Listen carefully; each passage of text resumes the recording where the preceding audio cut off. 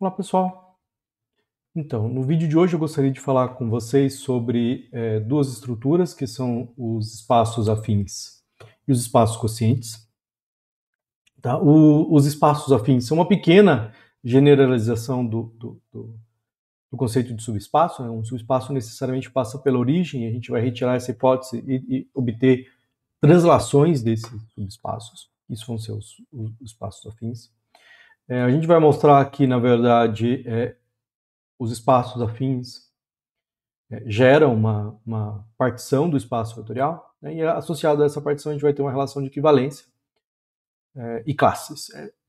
O espaço das classes, com algumas operações vetoriais bem definidas, vão ser um novo exemplo de espaço vetorial para a gente, que a gente chama de espaço quociente. Né? A estrutura de quociente em matemática abunda, né? Aparece em todos os lugares, ela tem importância múltipla, não só na álgebra, mas também na geometria e na topologia. Tá. Então, o que a gente vai fazer hoje é construir o primeiro exemplo para vocês de uma estrutura quociente. Tá? Então, vamos lá. Tá? Então, por isso, como é a primeira vez que vocês vão ver um exemplo de uma estrutura quociente, eu vou fazer bem devagar. Na verdade, eu vou fazer primeiro os espaços afins. Né? Os espaços afins não são muito nosso interesse. Enxergar os espaços afins vão permitir a gente entender quem são as classes da relação de equivalência do quociente. Então, na verdade, para a gente, os espaços afins são só uma ferramenta para entender os espaços quocientes, apesar de ter interesse próprio por eles serem uma pequena generalização dos espaços vetoriais. Então vamos lá. Bom, a primeira coisa que eu queria falar é o que é um espaço afim. Como eu disse para vocês, o espaço afim é uma coisa bastante simples. Pega um espaço vetorial e translada para um x. Então, qualquer translação de um espaço vetorial é o que a gente vai chamar de um espaço afim. Bom, definição formal disso daí, eu vou dizer que x é um espaço afim se ele for da forma x mais u, onde o u é um subespaço. Então, o que a gente está fazendo? A gente está pegando um subespaço u, transladando ele para um vetor x e obtendo um conjunto da forma x mais u. Esse conjunto da forma x mais u aqui é o que a gente chama de espaço afim. Tá? Ele se parece muito com um subespaço vetorial, com a propriedade que ele não está passando no zero. Né? Mas ele é da forma x mais um subespaço vetorial. Tá? Vocês já viram alguns exemplos de espaços afins, né? Talvez os exemplos mais clássicos que vocês viram são as retas e os planos que não passam pela origem. Tá? Se passar pela origem também é um espaço afim, né? Mas se passar pela origem é um pouco mais do que isso, é um subespaço. Né? Então, planos e retas que passam pela origem são subespaços vetoriais. Qualquer plano e reta são subespaços afins. Né? Eles sempre podem ser escritos da forma x mais um subespaço. Né? Bom, uma coisa que a gente vai definir é que a gente vai dizer que a dimensão de um espaço afim é a dimensão do espaço vetorial associado. Então a gente vai dizer que a dimensão de x é, na verdade, a dimensão de u. Ok?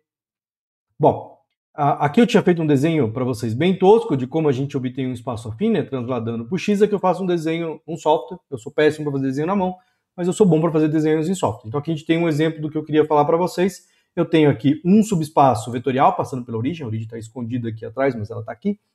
Nu. Tá? E aí, cada vez que eu somo um vetor em todo esse conjunto, eu translado isso daqui para alguma coisa paralela. Tá? Da forma x mais u. Então a gente tem vários aqui exemplos de x mais u para x diferente. Né? Isso aqui é x mais u, enquanto que esse daqui seria um certo x' mais u, onde x e u são diferentes. Né? A coisa interessante é que quando eu olho para esses espaços afins aqui, né, todos esses espaços afins aqui, né, eles me dão uma folheação, né, como se fossem folhas de um livro de um espaço vetorial, certo? Então a gente vai obtendo espaços paralelos e uma coisa interessante é que se eu percorrer todos os elementos do espaço vetorial, a gente vai obter uma partição do espaço vetorial. Tá? Então, quando você olha para V mais U, né, para essa família aqui, né, com V sendo um vetor do espaço vetorial, percorrendo todo o espaço vetorial, né, isso daqui vai ser uma partição de V. Né? Então, isso significa que V vai poder ser escrito como essa união, né, dos Vzinhos aqui mais U, com V pertencente a V. Ok? E a gente vai ver que dois desses espaços afins ou coincidem ou tem interseção vazia. Tá? Então isso realmente dá uma origem a uma partição. E aí a gente pensa na relação de equivalência associada. Né? A relação de equivalência associada vai nos dar a ideia de espaço quociente. Ok? A gente tem uma descrição bastante simples de como são os elementos de um espaço afim. Os elementos de um espaço afim, eles vão ser da forma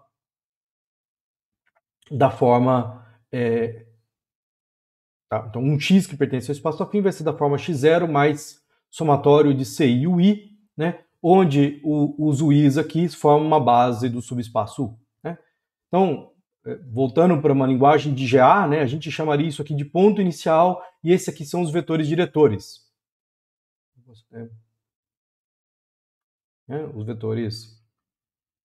Os vetores diretores aí. Certo?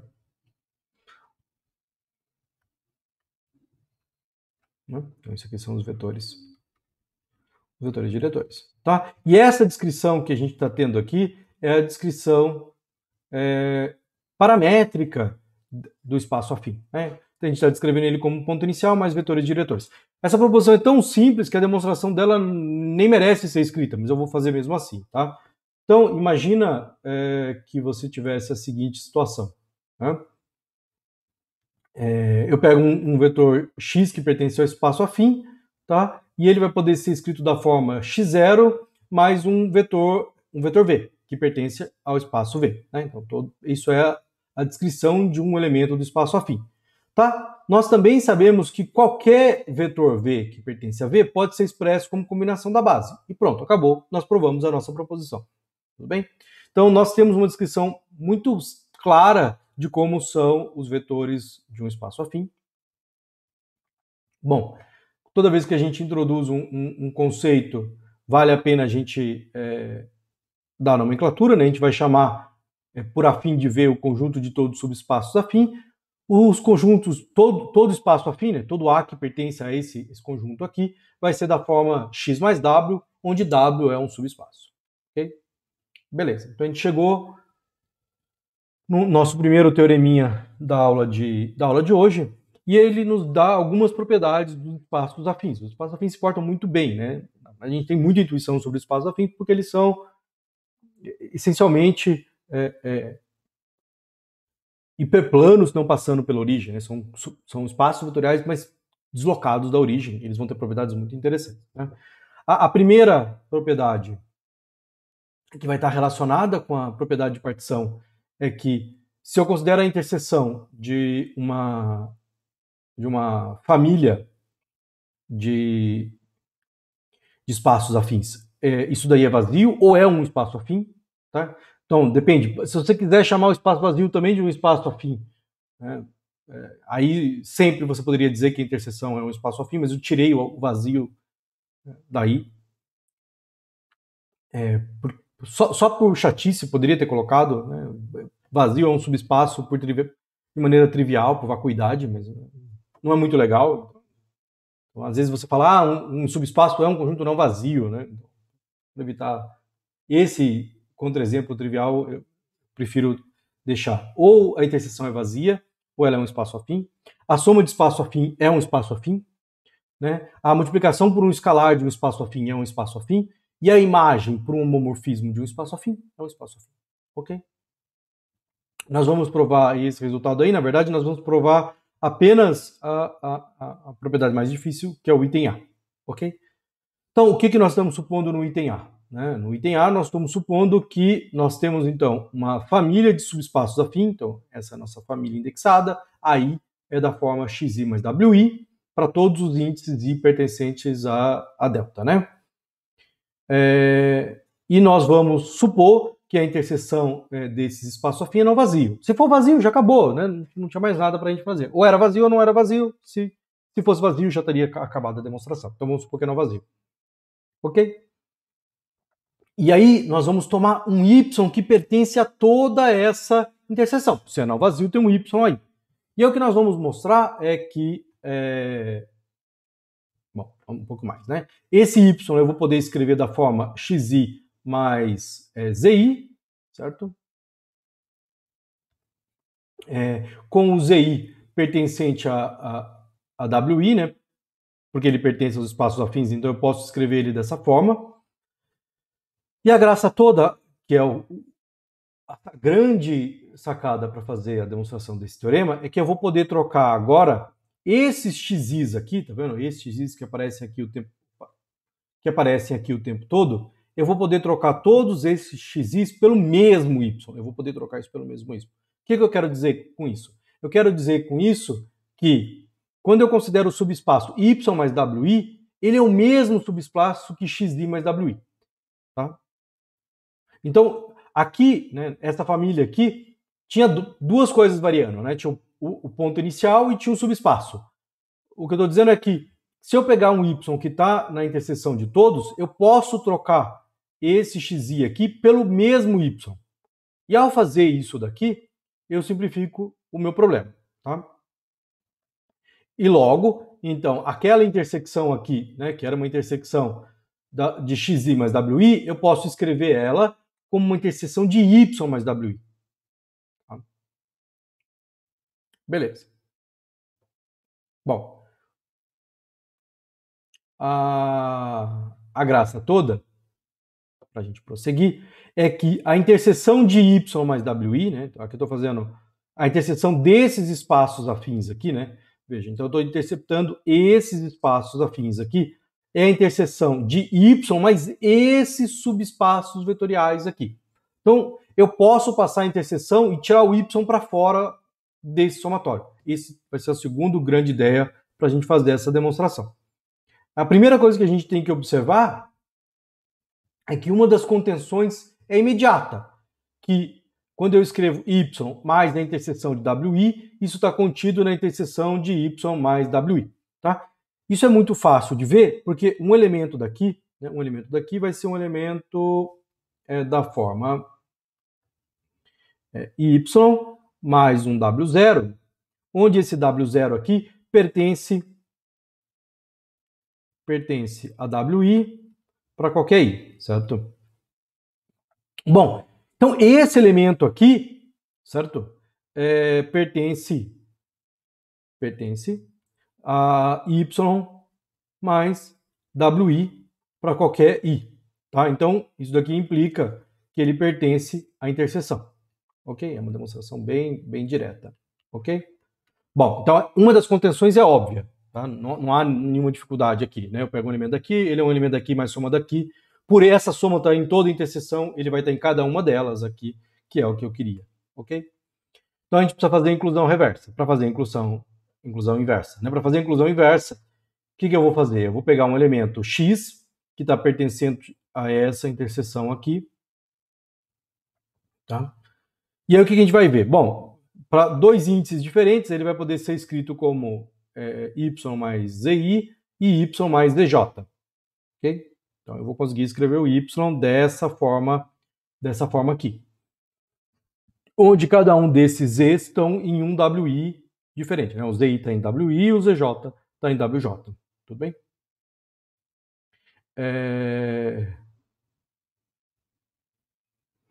Que nós temos agora, né? Então o que nós temos agora é que o zi vai ter que ser igual ao zj.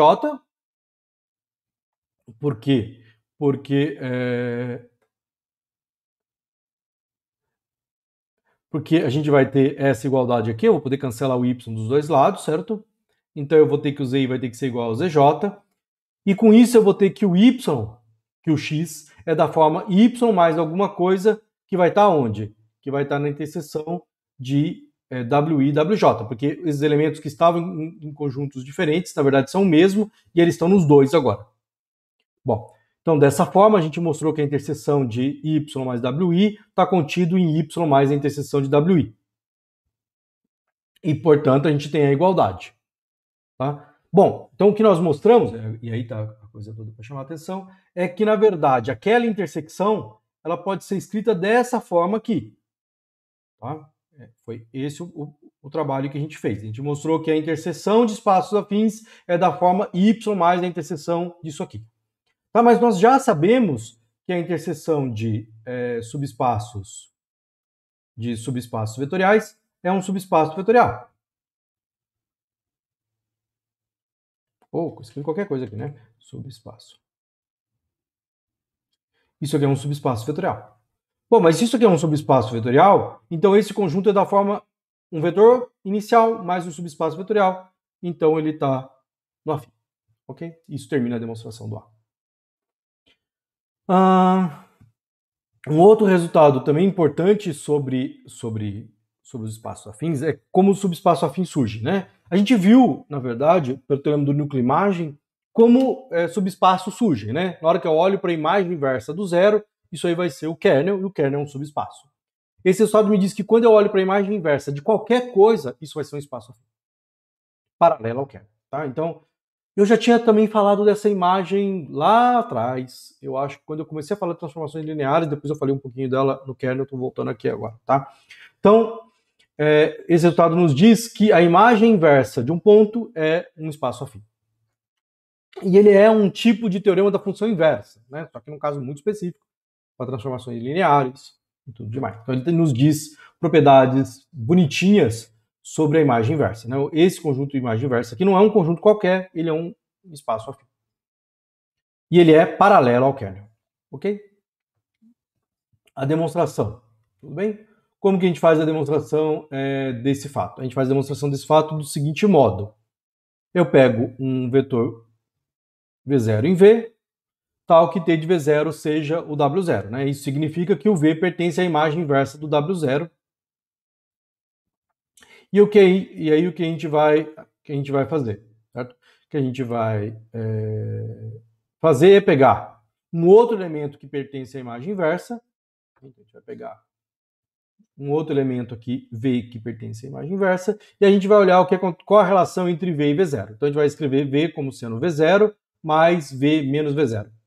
Ó, o que nós fizemos? O velho truque de somar e subtrair a mesma coisa. Tá? Agora, isso daqui vai ser da forma V0 mais um vetor da forma V menos V0. Tá? Esse vetor V menos V0 a gente vai chamar de U. Tá? E quando a gente olhar para quem é T de U vai ser T de V0, V menos V0, que é T de V menos T de V0, que esses dois elementos estão indo para a mesma imagem, isso vai dar zero. Então, o que a gente acabou de mostrar é que quando eu pego duas imagens e eu olho para a diferença entre elas, né, essa coisa vai estar no kernel. Tá? Então, eu vou conseguir escrever qualquer vetor V como sendo um V0 mais um elemento U, onde esse elemento U pertence ao kernel. Bom, nós acabamos de provar um dos lados, né? Que a imagem inversa é realmente um subespaço vetorial. Ele é um subespaço vetorial porque ele é uma coisa da forma U mais o kernel. Por outro lado, se eu pegar um U no kernel e considerar o vetor V, que é da forma V0 mais U, na hora que eu calculo a imagem, isso vai dar T de V, T de V0 mais U, vai dar T de V0 mais T de U, porque eu posso distribuir a transformação sobre o mais, e isso aqui vai dar simplesmente W0. Tá? Então, nós acabamos de mostrar a inclusão contrária, e dessa forma a gente tem que a imagem inversa do W0 vai ser da forma 1V0, que é a imagem de qualquer um, mais o kernel de T. Ok. Dito isso, então nós estamos prontos agora para poder falar dos espaços quocientes, ok? Beleza, então, para falar de espaço quociente, eu vou dar um subespaço de um espaço vetorial V. E a partir daí eu vou construir uma relação de equivalência, uma relação binária, que é o seguinte, né? O que importa para a gente aqui é essa relação de equivalência aqui, que eu vou dizer que dois vetores são equivalentes se a diferença deles pertence ao subespaço. Isso aqui é motivado pela última proposição e pela ideia de espaço afim. Então eu vou dizer que dois vetores estão na mesma classe se a diferença deles pertence ao espaço S. Tá?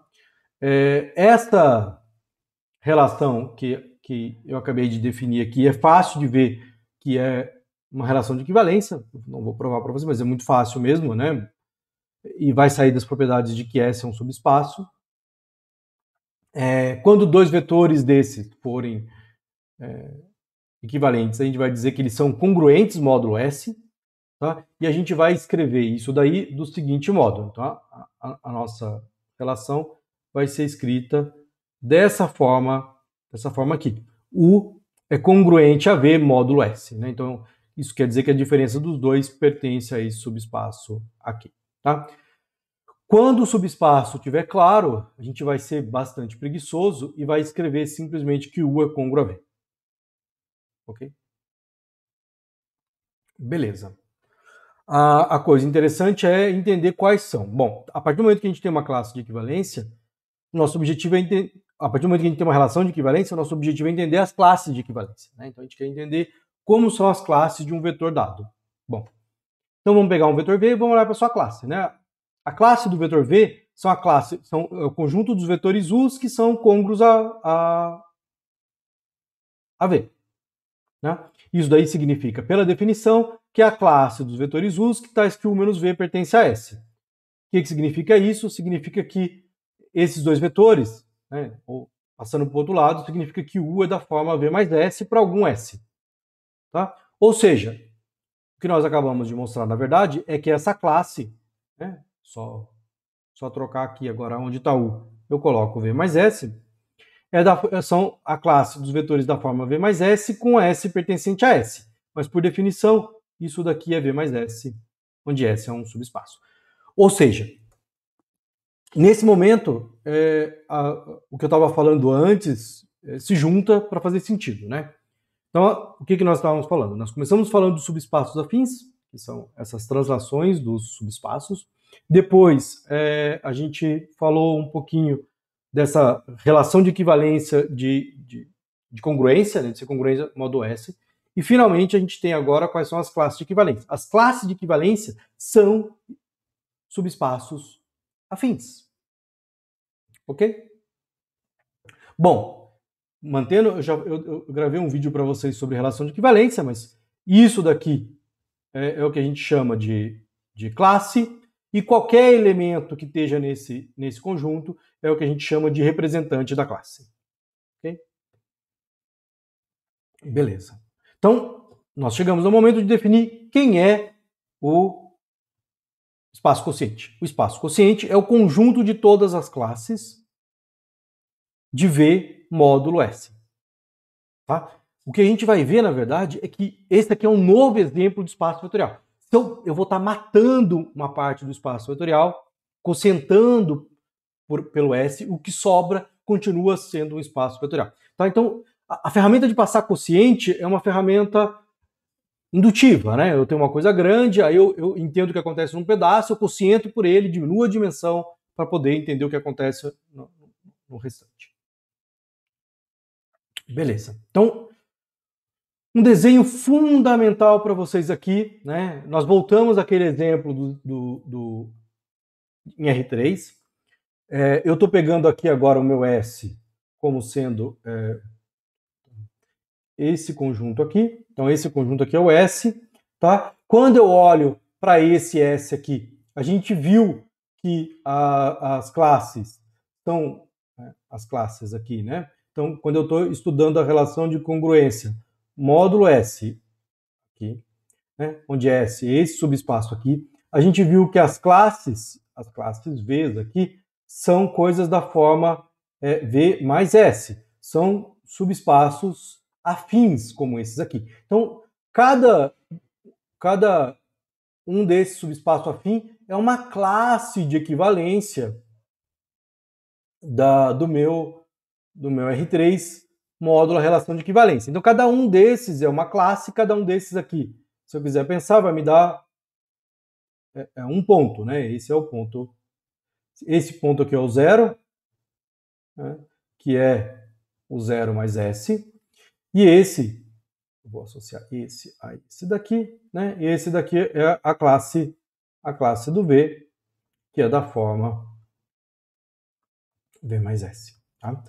Esse desenho aqui tem mais informação do que a gente sabe até esse momento, porque, por enquanto, eu falei, olha, a gente tem R3, a gente tem as classes módulo S, a gente vai fazer um espaço quociente, que vão ser o espaço das classes, tá? E a gente vai mostrar que esse desenho está correto. Tá? Aqui eu tenho R3, eu quociento por uma coisa bidimensional, o que me sobra, R3 quociente por S, realmente é uma coisa unidimensional. Tá? Então esse desenho vai estar correto, mas eu ainda não tenho as ferramentas para terminar de dizer para vocês que realmente isso aqui é uma coisa unidimensional.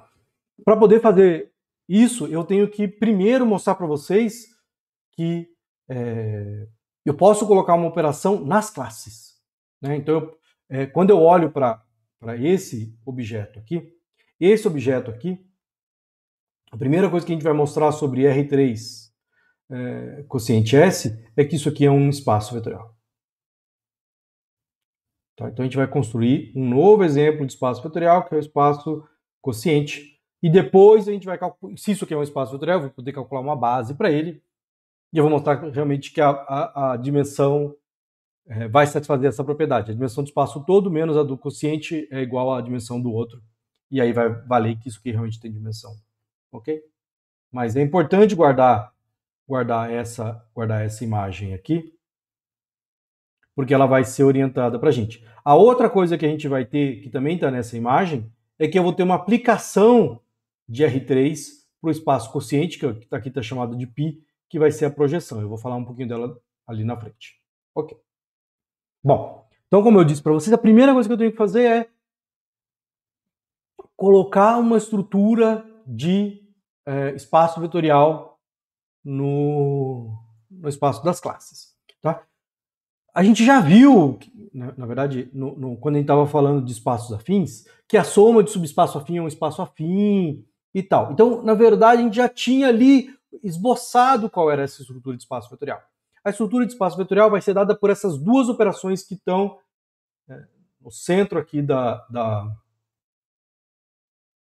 do vídeo, que eu vou definir a soma de U mais S mais V mais S. Então, veja, isso aqui são duas classes. Eu quero definir a soma dessa classe com a soma dessa classe.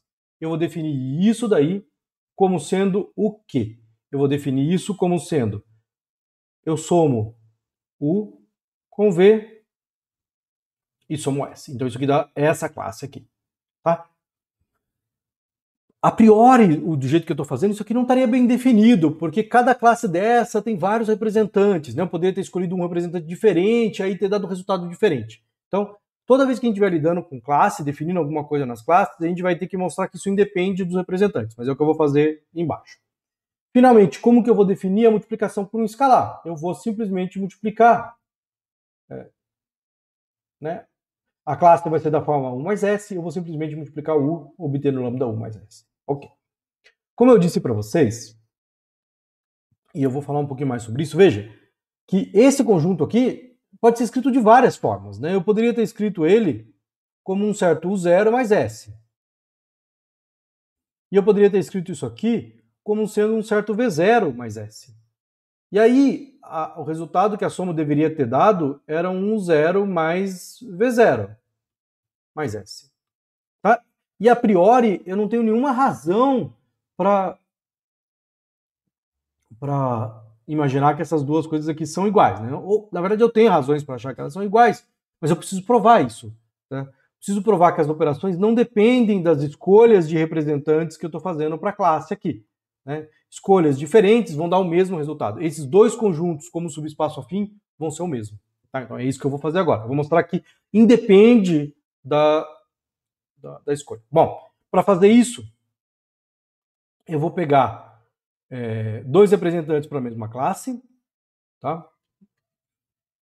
Eu vou pegar U1 mais S igual a U2 mais S, V1 mais S igual a V2 mais S. Então eu tenho dois representantes para classes diferentes. Né? Então isso aqui é um representante para essa classe, esse aqui é um representante para a mesma classe que esse, e esse é o mesmo representante para a classe que esse. E eu vou calcular quem é a soma de U1 mais V1 mais S.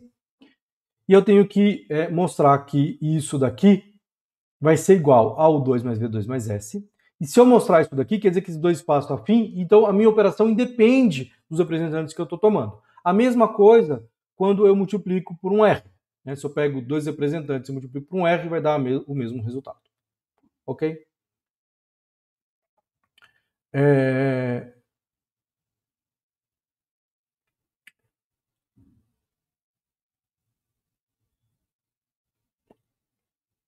Certo?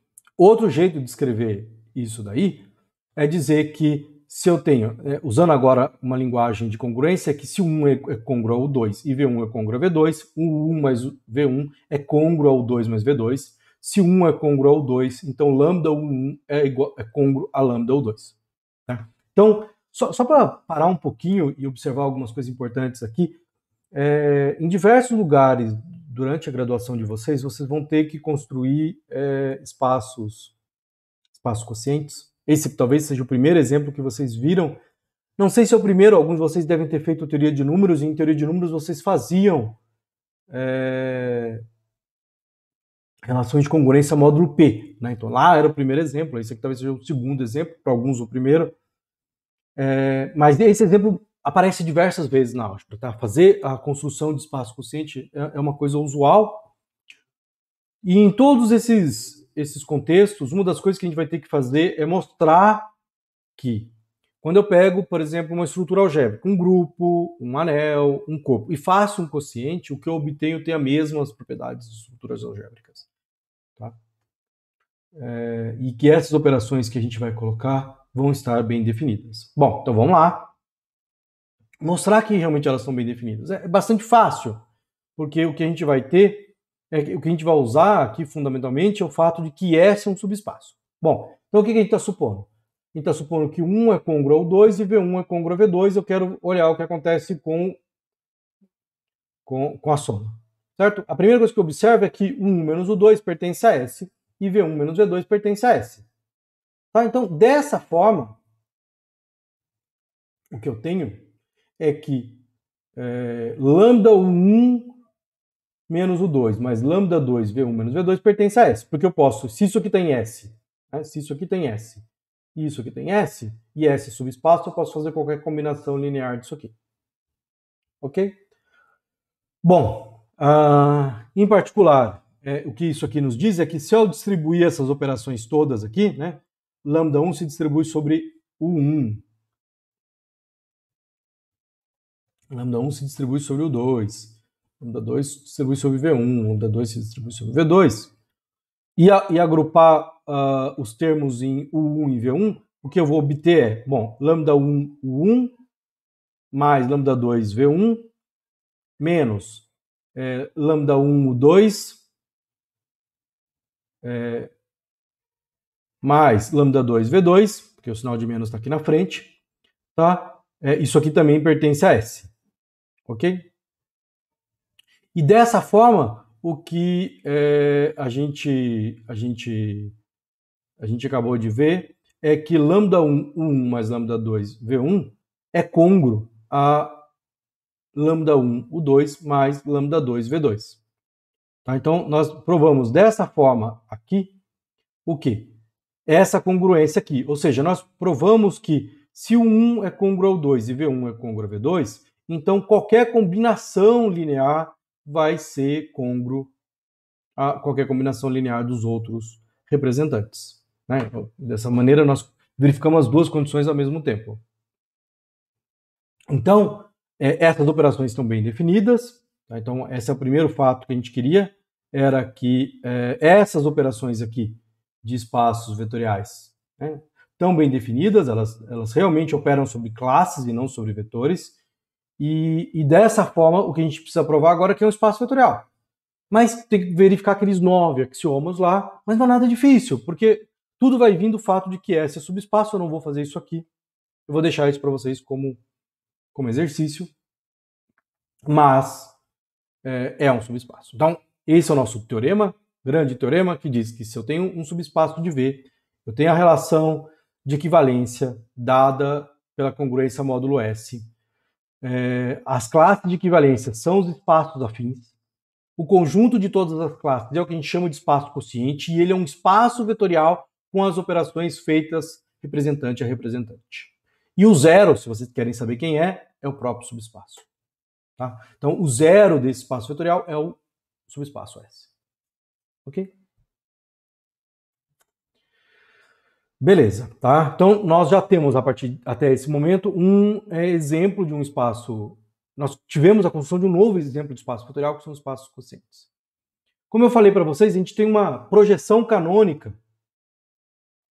que é uma função, que vai da onde? Que vai do espaço vetorial para o espaço quociente. E o que ele faz? Ele pega um vetor e associa ele à sua classe. Então, se você quiser imaginar o que π de V dá, π de V retorna a classe de V, que é igual a V mais S. Ok? Isso aí é uma função que a gente chama de projeção canônica. Tá? Na verdade, para ser claro, né, o π tem que. Essa é a projeção sobre S, então tem que ter π de S, mas a maior parte das vezes o S vai estar subentendido e a gente vai escrever simplesmente π de V. Ok? Obviamente, nós estamos dentro da estrutura dos espaços vetoriais, a primeira coisa que a gente quer ver é que a projeção é uma transformação linear. Né? Então, a projeção canônica é uma transformação linear, ela é sobrejetiva, e a gente sabe quem é o kernel dela. Ela mata o S. Okay? Isso é fundamental. Então, através dessa transformação linear é que eu vou conseguir entender qual é a dimensão de cada um desses subespaços, porque eu sei agora quem é o kernel. O kernel aqui vai ser, quem vai ser morto vai ser o subespaço S. Ok? Então, a projeção é sobrejetiva e com kernel S. Ok, então vamos lá. Sempre a mesma coisa, né? Eu tenho três afirmações ali. Eu tenho a afirmação de que a projeção é linear, eu tenho a afirmação de que ela é sobrejetiva e eu tenho a afirmação sobre o kernel. Bom, por que ela é linear? Bom, para ver que ela é linear, eu tenho que calcular π de lambda 1x mais lambda 2y. Né? Bom, por definição, isso aqui me retorna lambda 1x mais lambda 2y de S. Bom, mas essa soma aqui, a gente sabe que ela é igual, pela definição de soma de espaço vetorial nas classes, a lambda 1x mais S mais lambda 2y mais S, e isso daqui é a mesma coisa que isso aqui é a projeção de y, isso aqui é a projeção de x, né, pela definição da projeção, isso aqui é π de x, e isso daqui é π de y, pela definição da projeção. Então a gente mostrou que isso aqui é igual a lambda 1, π de x, mais lambda 1, π de y, o que termina o fato dela ser linear. Então é facinho de mostrar que é linear. Não há nada aqui, só abstract nonsense. A única coisa importante de vocês observarem é, na verdade, essa passagem daqui para cá. Que nessa passagem daqui para cá a gente está usando a definição do que é essa soma aqui nesse espaço vetorial. Tá? Eu não vou provar os outros fatos. Fácil de ver que o kernel é o S, né, porque π de S dá S. Né? Então, vamos mostrar, só observar. Né? A gente sabe também que π de S é o próprio S, e isso aqui é a classe do zero. Tá? Então a gente sabe que S está contido dentro do kernel, né? Isso é imediato, do kernel de π. Tá? E a única coisa que é levado no zero mesmo são os vetores dessa forma. Então, na verdade, a gente tem a igualdade aqui. Tá? Faltaria mostrar que ela é sobrejetiva, certo? Mas, por definição, ela é sobrejetiva. Porque a gente vai estar, a função π está indo da onde? Ele está indo de V em V sobre S. Então, ele está pegando um vetorzinho V aqui e está associando ele V mais S. Mas todos os elementos de V mais S são dessa forma. Então, essa função é claramente sobrejetora. Tá? Então, isso prova para a gente uma coisa importante, que a projeção canônica ela é sobrejetora com kernel S. Tá? Eu vou só falar como último resultado do teorema de correspondência, que ele me dá uma imagem entre os subespaços de V e os subespaços do espaço quociente. Tá? Eu vou tentar fazer um desenho aqui para vocês bonitinho, que é o seguinte. Imagina que eu tenho um S, um subespaço de V, e aí eu tenho a seguinte situação, certo? Eu tenho aqui um subespaço S, aí eu tenho um subespaço aqui que é maior, que é o T, que está contido dentro de V. Né? Então, estou imaginando que eles estão crescendo daqui para lá. Né? Aí eu vou olhar para a projeção, para π. Né? A projeção vai levar o S no vetor 0, vai levar o V em V de S, e vai levar esse T em alguma coisa aqui no meio, que é o T sobre S. Tá? E a projeção vai preservar essa ordem aqui. Né? Se um subespaço continha o S, o que eu vou obter aqui é algo maior do que eu tinha antes. Então, o teorema de correspondência me diz que os subespaços de V mais S são da forma um subespaço de V que contém o S cocientado por S.